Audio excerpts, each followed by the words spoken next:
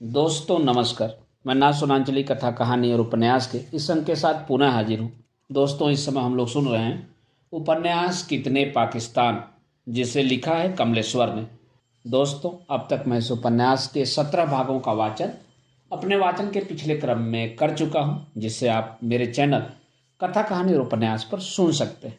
अब लीजिए सुनिए उपन्यास कितने पाकिस्तान के 18वें भाग का वाचन मेरे अर्थात ना सोनांचली के स्वर में।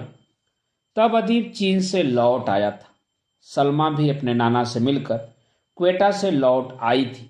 उसे उम्मीद नहीं थी कि इतने महीनों बाद भी सलमा उस पेपर नैपकिन पर लिखे पते और फ़ोन नंबर को संभाल कर रखेगी, पर उसने रखा था। न रखा होता तो फ़ोन कैसे करती। और यह भी कितनी खुशनुमा सी बात थी कि अदीब को मकान बदलना था, तभी फ़ोन आया था। नहीं तो पता बेपता हो जाता और फ़ोन नंबर बेकार। कराची हॉलिडे इन में वह नाश्ता, वह एक सपना जो दोनों के सपनों में एक सा आया था, और अब वह इस मकान और फ़ोन नंबर का लगभग आखिरी दिन। कहाँ से बोल रही हैं आप? पटना से। क्यों? मेरे फ़ोन की तो उम्मीद भी नहीं होगी आपको। एक हल्की सी उम्मीद तो हर दिन थी, पर वह उम्मीद ही क्या जो पूरी हो जाए। मतलब यही कि उम्मीद जड़ों की तरफ फैलती है। फ़ोन न आता तो फ़ोन आने की उम्मीद रहती। फ़ोन आ गया है तो दूसरी उम्मीदें सांस ले रही हैं। मैं दिल्ली आ रही हूँ, अब बता ही दूँ, मैं दिल्ली से ही फ़ोन कर रही हूँ। कहीं मिलेंगे आप? जहाँ आपको अच्छा लगता हो। इंडिया गेट, मानसिंह रोड जहाँ क्रॉस करती है, वहीं नहर के पास एक मस्जिद का पिछवाड़ा है। पिछवाड़े क्यों? अल्लाह का घर मस्जिद के पिछवाड़े ही होता है। शाम, इसके आगे वक्त न बताएं तो बेहतर होगा। क्यों? इसलिए कि जगह आपने बता दी है, मैं ताजिंदगी उसी जगह आपका इंतजार करूंगा। देखते हैं कौन किसका इंतजार करता है। और जब अदीब करीब 6 बजे मस्जिद के पिछवाड़े पहुंचा तो देखा सलमा घास के हरे कालीन पर बैठी थी, दूब के तिनके तोड़ते हुए। उसने गाड़ी पार्क की तो देखकर पहचानते हुए उठकर खड़ी हो गई। उसकी पलकें रुकी हुई लहर की तरह थमी हुई थीं। अदीब पास पहुंचा तो न वे हाथों में हाथ पकड़ पाए, न किसी के हाथों ने कोशिश की। पलकों की लहरें अपनी जगह उठने गिरने लगी। मुझे पता था, या कहूँ कि मुझे लगा था, सलमा बोली थी। क्या? कि आप कुर्ता पैजामा पहन कर आएंगे। और वही सच हुआ। कुछ ऐसा ही हॉलिडे इन कराची में मेरे साथ भी हुआ था। याद है वह प्लेन क्रैश वाला सपना? उसमें मैंने आपको जिस सलवार कुर्ते में देखा था, हूबहू वही सलवार कुर्ता पहने आप मुझे नाश्ते पर मिली थी। आखिर ऐसे कैसे होता है? ऐसा कैसे हो सकता है? ऐसा क्यों हो रहा है कि जो सोचो वही सामने आ जाता है? अदीब ने कहा था। क्या पता, अल्लाह को बेहतर मालूम होगा। आप हमें एक चॉकलेट आइसक्रीम नहीं खिलाएंगे? और अदीब आइसक्रीम लेने गया तो सलमा वहीं खड़ी रही। वह साथ नहीं आई। आइसक्रीम लेकर दोनों फिर घास पर बैठ गए थे। अंधेरा उतर आया था। आइसक्रीम वाले ठेलों के पास रौनक बढ़ गई थी। और तब उसने सलमा से एक बहुत गहरा सवाल किया। सलमा, यह अजीब नहीं है कि मुल्क का पार्टीशन हुआ, पाकिस्तान बना, तो तुम्हारे घर वाले पाकिस्तान छोड़कर हिंदुस्तान भागे? सॉरी, आपके घर वाले नहीं, यह तुम्हारे और तुम ही ठीक है, सलमा ने टोका। यानी अजीब खानदान है तुम्हारा। नाना पाकिस्तान में, यादों को लेकर हिंदुस्तान में, और जब पाकिस्तान बना तो मुसलमान उधर भागे, पर तुम्हारे वालिद पाकिस्तान छोड़कर हिंदुस्तान भागे। यह अजीब नहीं है क्या? उसने पूछा। इसमें अजीब क्या है? यह तो मेरे अब्बू ने बताया है कि इस्लाम की नज़र से पाकिस्तान का बनना ही गुनाह है, क्योंकि इस्लाम नफरत नहीं सिखाता। पर पाकिस्तान की बुनियाद नफरत पर रखी गई है। इस्लाम जैसा मजहब किसी मुल्क की सरहदों में कैद कैसे किया जा सकता है? कोई मजहब कैद नहीं किया जा सकता, इस्लाम तो खास तौर से नहीं। सलमा भी यह बोल ही रही थी कि सर के ऊपर खड़े एक साहब ने तेजी से टोका। ए लड़की, क्या बक रही है तू? पाकिस्तान इसलिए बना कि आज़ादी से पहले हिंदू मुसलमानों के दिलों में एक दूसरे के लिए शक और नफरत थी।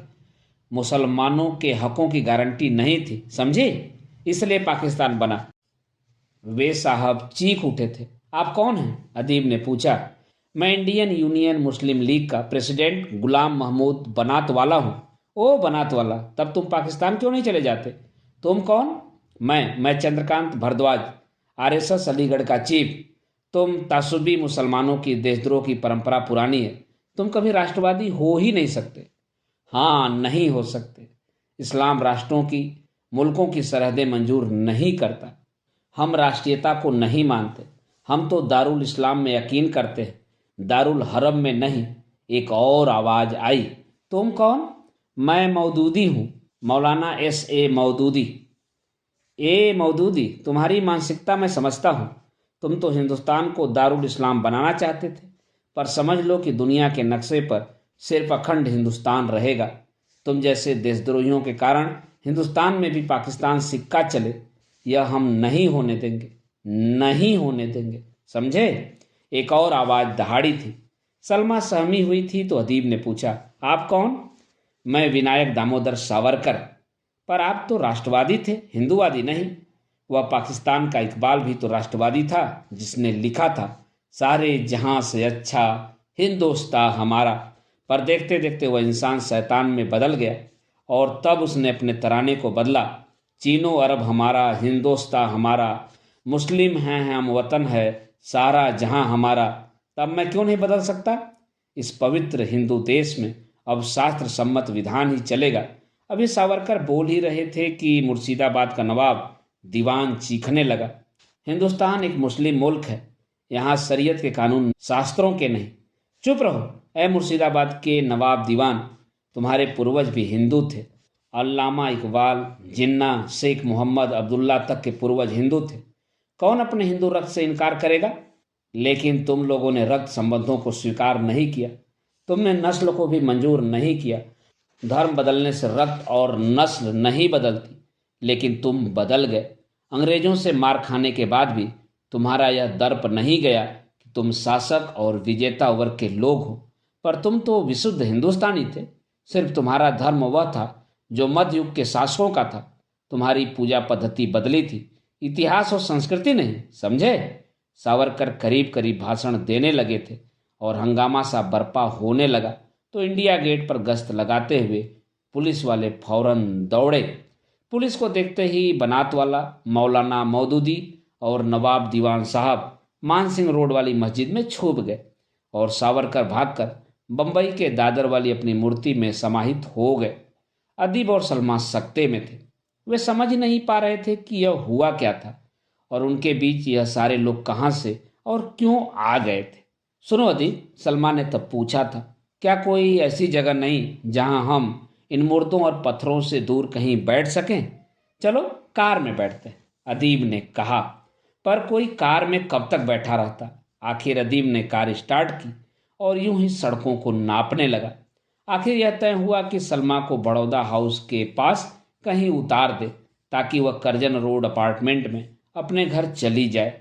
रात के करीब 9:30 बज रहे थे और सलमा को घर भी लौटना था और अभी अदीब ने कार को करजन रोड की तरफ मोड़ा ही था कि सलमा ने घबराते हुए उसकी जांघ पर हल्के से हाथ रख कर कहा, प्लीज गाड़ी यहीं बाईं तरफ रोक लीजिए या किसी और सड़क पर निकल चलिए। क्यों, क्या हुआ? अगली गाड़ी में मेरा भाई साहिद जा रहा है, उसके साथ मेरा बेटा भी बैठा हुआ है। वो उसे घुमाने, आइसक्रीम खिलाने लाया होगा। प्लीज गाड़ी रोकिए। सलमा ने मिन्नत की थी, जो कि बहुत सही थी, और उसने बाईं तरफ मोड़कर गाड़ी रोक दी। मैं यहां से पैदल चली जाऊंगी, सलमा बोली थी। सलमा उतरी तो अदीब भी गाड़ी बंद करके उसके पास आया और बोला था, मुझे नहीं मालूम था कि तुम जिंदगी की इतनी बड़ी जिम्मेदारियां उठा के चल रही हो, लेकिन मुझे मालूम है कि आप मुझसे ज़्यादा बड़ी जिम्मेदारियां उठाते हुए चल रहे हैं। अदीब भौचक्का रह गया था। क्या मालूम है तुम्हें? यही कि आप शादीशुदा हैं, आप एक बहुत नेक बीबी के पति हैं, एक बहुत सुंदर और जहीन लड़की के बाप हैं, और यह कि आपकी लड़की ही नहीं, आपकी दोस्त है, सलमा कह रही थी। तब सर पर खड़े नीम की पीली पत्तियां झर रही थीं। उस अंधेरे में वे झपकते पलकों की तरह चमकती और खो जाती थी। तब उसे लगा था कि जब भी किसी के मन में कोई तूफान आता है तब प्रकृति भी चौकन्नी हो जाती है। क्यों, आप कुछ उलझने लगे? सलमा ने पूछा था।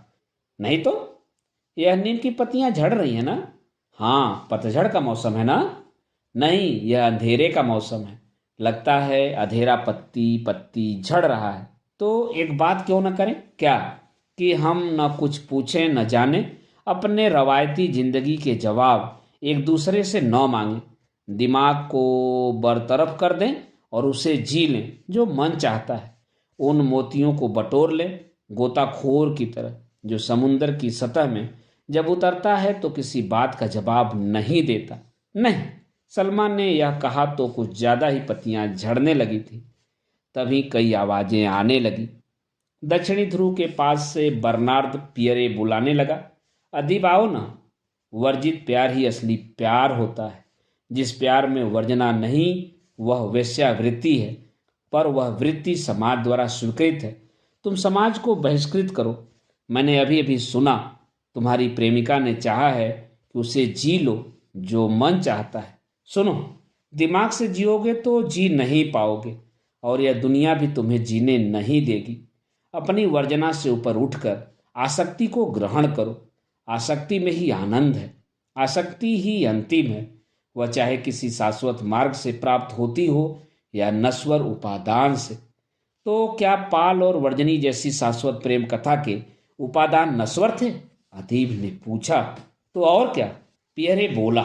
अगर मिसेस पोइर्व न होती तो मैं उसके पति की बात कभी मंजूर नहीं करता। वही तो कहानी है।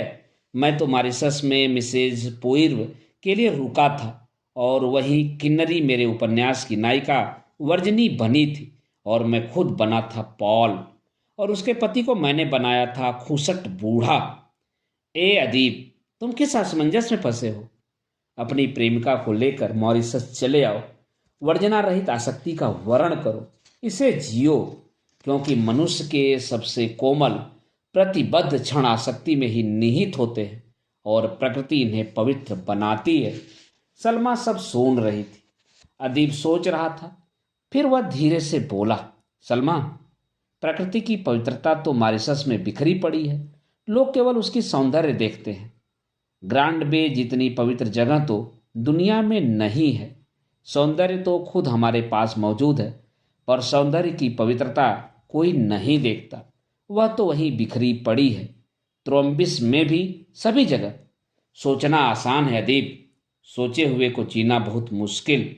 हमारे और तुम्हारे हालात क्या हमें इस बात का मौका देंगे कि हम उसे जी सकें जिसे हमारा मन जीना चाहता है? सलमा ने कहा था। नीम के झरते पत्तों और उभरते अंधेरे के बीच चलती हुई यह बात न जाने कैसे तब त्रयोम्बिस के चांदी के तट पर पहुंच गई थी। रात चांदनी थी। सागर की लहरें सफेद फूलों की चादर की तरह कांप रही थी।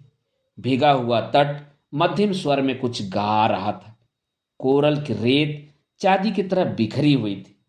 काही रंग के सेवंती के ठिगने पौधे हथेलियां खोले खड़े थे। पत्तियां पलटती थीं तो उनकी हथेलियां चांदी की तस्तरियों में बदल जाती थी। सेवंती की हथेलियां, लगता है पूरे चांद की रात है। अदीब ने फैली चांदनी को देखकर कहा था, नहीं, आज चांद थोड़ा सा अधूरा है, कल पूरे चांद की रात होगी। सलमा ने चांद को देखकर कहा तो चांद उतर कर आया और उसके रेशमी बाल थपथपा कर चला गया। तब सलमा ने कुछ सोचते हुए कहा था, क्या यह ठीक नहीं होगा कि हम दोनों इसी तरह पास रहते हुए दूर रहें? बस एक दूसरे के लिए सोचें और जिए। क्यों, कुछ ऐसा होता है जो तुम्हें रोकता है? नहीं, ऐसा तो कुछ नहीं। कोई यादें? यादें यादें तो बहुत सी हो सकती हैं, पर कोई भी याद मुझे बांधती नहीं। कहीं ऐसा तो नहीं कि हम अपने लिए किन्नी खूबसूरत यादों का विसर्जन कर रहे हों? शायद यह ठीक हो अदीब, पर यादें तो वही हैं जो एक खलिश की तरह जिंदगी का साथ देने के लिए टिकी रह जाती हैं। और शायद इन्हीं अधूरी यादों को हम बार बार पूरा करने की कोशिश करते हैं। सलमा ने कहा और उसकी पलकें भीगे तट की तरह कुछ और भी कहने लगी। सलमा, यादें पवित्र होती हैं, शायद इसीलिए टिकी रह जाती हैं। कोई याद न छोटी होती है न बड़ी, लेकिन हर याद की यादें अलग होती हैं। क्यों न हम उन गहरी और अगर हो सके तो पूरी यादों में तब्दील होने के लिए सफर पर चल पड़े, अदीब ने कहा। और पहली बार उसने बदन की ओर से भीगी सलमा की गर्दन पर अपने ओठ रख दिए थे। सलमा लहर की तरह सिहर उठी थी।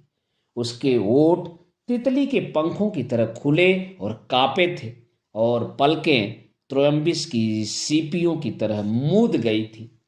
कुछ बूंदें मोतियों की तरह अदीब की हथेलियों पर गिरी थी। वह उन्हें देखता रहा।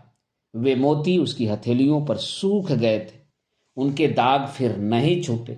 आंसुओं के न मिटने वाले दाग उसने पहली बार देखे थे।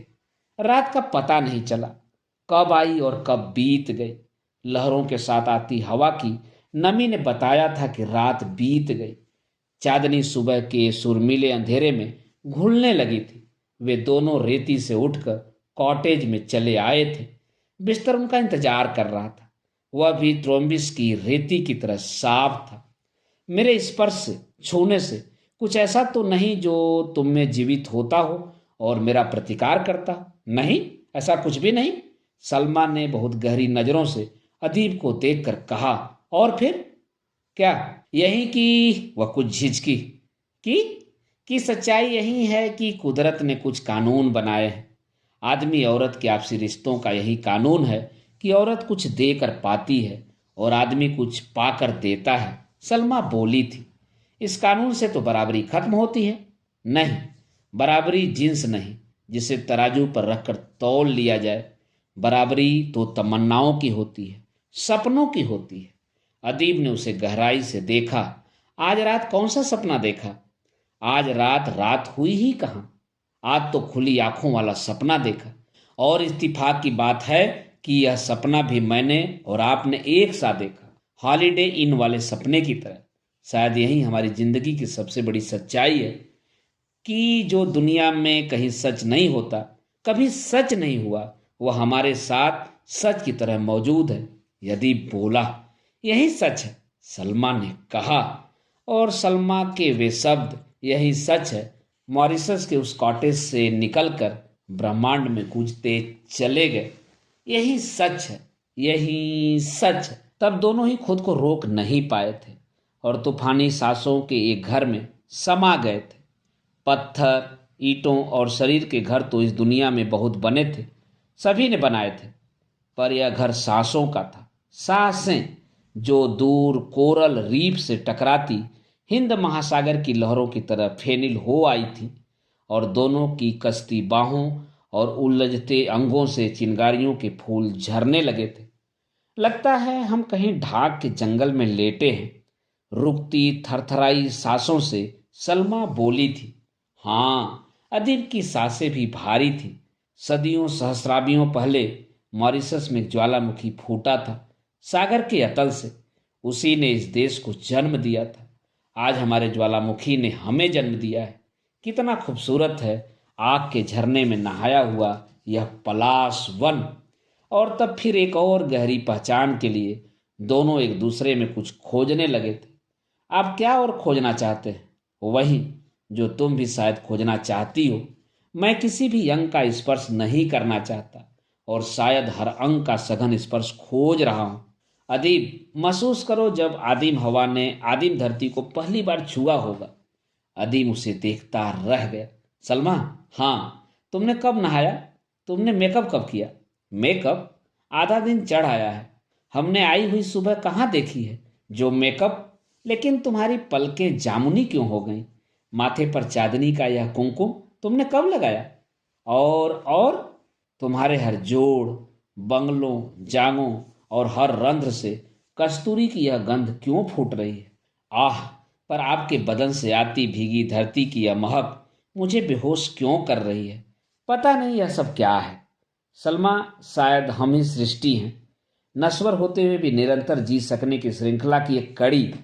अदीब उसमें समाहित होते हुए बोला था। अब कुछ बोलो मत अदीब, कुछ सोचो मत, कुछ भी बोलो मत, नहीं तो सांसों का यह महल ढह जाएगा। सोचो मत। मन जो चाहता है वह उसे दो। वही होने दो जो होना है, जो होता है, जो हमेशा होगा। कहते कहते सलमा उसके शरीर में सांस की तरह समा गई थी और उनके शरीर पर हजारों नीले फूल खिल उठे थे। एकाएक तभी दरवाजे पर दस्तक हुई। थकान की मदहोशी में दोनों ने दरवाजे की तरफ देखा और आवाज दी, कम इन। चैम्बर बॉय भीतर आया तो दोनों ने खुद को संभाला। सर, आप लोगों ने न चाय मंगवाई न लंच पर आए, कहियो तो कमरा साफ कर दूं। चैम्बर बॉय बोला। थैंक यू, लेकिन यहाँ गंदा कुछ है ही नहीं, सलमा बोली थी। फर्नीचर साफ करने की जरूरत हो तो कल कर देना। नो प्रॉब्लम मैडम, कहता हुआ चैम्बर बॉय वापस चला गया। और तब सलमा ने अदीब को सहजता से देखते हुए कहा था, सुनिए, अब हम इस बिस्तर पर नहीं लेटेंगे। क्यों? इस बिस्तर पर मोहब्बत सोई है। इस पर लेटने से हमारी मोहब्बत कहीं मैली न हो जाए।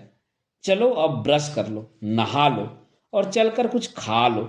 वैसे भी यहाँ मॉरिशस में रात 8 बजे के बाद खाना नहीं मिलता। नहा तो लेंगे, पर ये नीले फूल तो तब भी नहीं कुम्हलाएंगे। इनका क्या करेंगे? सलमा ने पूछा था। हमसे पूछने वाला है कौन? अदीब बोला था और उसने सलमा को एक बार फिर बाहों में भर लिया था। दोस्तों, अभी आप सुन रहे थे उपन्यास कितने पाकिस्तान के 18वें भाग का वाचन मेरे अर्थात ना सोनांचली के स्वर में। दोस्तों, इस उपन्यास के आगे के भागों का वाचन आप मेरे वाचन के अगले क्रम में सुन सकते हैं, तो सुनना न भूलें और जुड़े रहें कथा कहानी और उपन्यास के साथ। धन्यवाद। नमस्कार।